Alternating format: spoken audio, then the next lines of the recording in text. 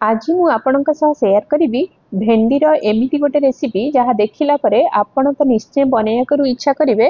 भेंडी न खाऊा लोक भी आपको मैगी मैगी खाइबे।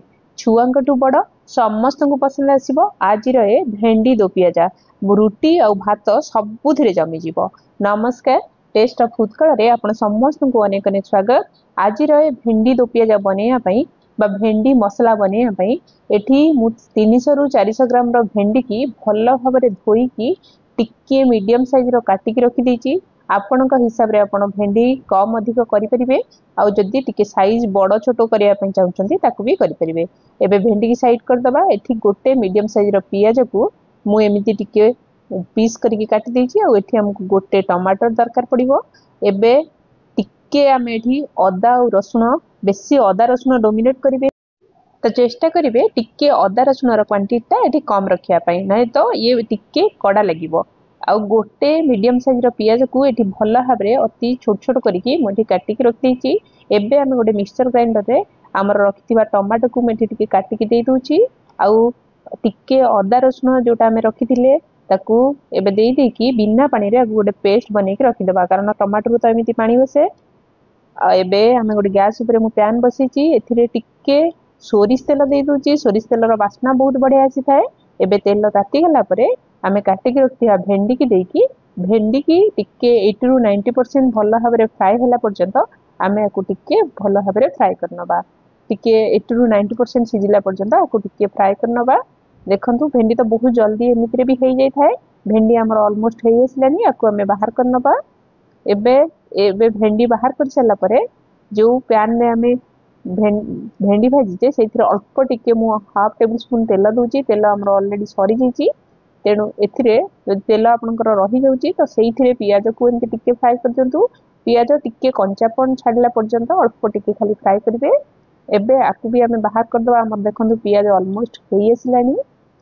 मो वीडियो आपको पसंद आसले प्लीज लाइक निश्चय करेंगे। चैनल ले नुआ थिले सब्सक्राइब करिया को भूलिबेनी। पाखरे थिबा बेल आइकन को मने करके क्लिक करंतु। मु अपलोड करिबा नेक्स्ट वीडियो रो नोटिफिकेशन आपनको आगे जिवो। सेइथिरे मु आउ गोटे टेबल स्पून सोरिष तेल देली। तेल ताती गला परे एबे मु इथिरे गोटे टेबल स्पून जीरा आउ टिके मने करके एठी आजोनी देबे जहार फ्लेवर बहुत बढ़िया लागि थाए खाइबा को बहुत भल लागे। एबे सेइथिरे आमे काटिक रखिथिबा हमर पियाज को एबे मु देई दूची। याकू गोल्डन ब्राउन हेला पर्यंत एठी कंटीन्यूअस फ्राई करिवे जेमिति कि पियाज रो कंचापन जाई कि एटा कलर चेंज हेला पर्यंत हम याकू कंटीन्यूअस एमती फ्राई करिबा। देखंतु पियाज रो कलर भी चेंज हे गलानी। आ पियाज ऑलरेडी कंचा स्मेल भी पळेलानी। आमे ग्राइंडिंग करके रखिथिबा टमाटो और अदा रसुण रो पेस्ट एठी हम देई दबा। आ जेमिति हम अदा रसुण टमाटो और अदा रसुण दबा ताकू संगे संगे आमे टिके एठी हल्दी आउ स्वाद अनुसार एठी मु लूण देई दूची। टमाटो जल्दी हमरो एमती भल भाव में जल्दी सीझी जीवो। तो एबे मु भल भाव में मिसई दूची। एठी टिके देखंतु सुखा सुखा लागुची तो एथिरे मु टिके हमरो मिक्सचर जार रे पानी देकी एथिरे टिके ऐड कर दूची पानी। एमिति कंटीन्यूअस मसला को आमे 5 रु 7 मिनिट पर्यंत एमिति फ्राई करिबा जेमिति मसला तार कंचा स्मेल पळेबो। एठी टिके आमे एठी धनिया पाउडर दबा। बेसी गुंड मसला हमको यूज करिया दरकार नहीं। टिके धनिया पाउडर आउ टिके मोठी काश्मीर चिली पाउडर दूची। आपण चाहिले रागर चिली पाउडर दे परिबे आउ टिके आमचूर पाउडर। जदि आमचूर पाउडर नाही एठी टिके चाट मसला पकेकी एबे आमे ए मसला को भल भाव में मिक्स करनबा।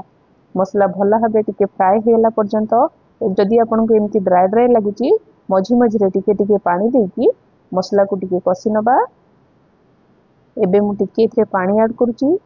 रुटी व भात सहित कौथिरे भी आपन को खाई परिबे। छुआ जदि भेंडी खाया को पसंद करू नांती आपण एमिति गोटे थर भेंडी दो पियाजा बनांतु बा भेंडी रो मसला बनांतु एमिति निश्चय पसंद करिवे आउ निश्चय मागी मागी खाइबे। देखंतु गोटे थर ट्राई करी आपनकर केमिति होची मते कमेंट बॉक्स रे निश्चय जणांतु। एमिति अल्प टिके टिके पानी देकी आमे मसला को भल भाव रे हबा पई दबा। आउ बेसी पानिया करिबेनी मसला को कारण भेंडी हमर पानी पानी हो जिवो। तो मसला टिके पानी दे दे कसिबा और टिके ड्राई होला पर्यंत वेट करबा। एबे टिके ड्राई हो गला परे आमे रखिथिबा हमर भेंडी के एठी मु दे दूची। आकू भल भाव रे एबे आमे मिसई नबा। मसला सहित भेंडी टिके मिसी गला परे एबे आमे फ्राई करके रखिथिबा हमर ओनियन को भी एठी दे दबा। एबे भेंडी के मु भल भाव रे मिसई सालिनी। एबे पियाज को आड कर नउची आमे फ्राई करिक रखिथिबा पियाज को एठी दे दूची एबे सब जाक भल भाबरे मिसई दबा आ भेंडी जदि आपन को टिके कम लूण लागुची बा टिके टेस्ट कर नेबे टिके कम अधिक हेले आपन एठी टिके लूण भी ऐड कर दे परिबे एबे भेंडी भल भाबरे मसला ऑब्जर्व करिया पई 2 रु 3 मिनिट पई आमे टिके कवर को दे दबा जेमती भेंडी भल भाबरे मसला को ऑब्जर्व करिवो आ हमर दो पियाजा बहुत टेस्टी हेबो एबे कवर खोली दबा हमर भेंडी दो पियाजा ऑलमोस्ट पूरा बनी की रेडी ही गला देखियो को ये जेत्ती की बढ़िया देखा जाउची खाया को मध्य ये बहुत टेस्ट लागि थाए बहुत कम टाइम भितरे आपण आपको बनै की रेडी कर दे परिबे आउ आपण डिनर लंच कोउथिरे भी इंस्टेंट किछि बनेया पई चाहुतिले आपण निश्चय ट्राई करंतु रोटी और भात सबुथिरे चली जिवो एमिति गोटे भेंडी दो पियाजा रेसिपी एबे बनी की रेडी ही गला हमर भेंडी दो पियाजा एबे आकु हम गरम गरम भात बा रोटी सहित सर्व करिबा रहुची नमस्कार देखा हबो नेक्स्ट वीडियो रे।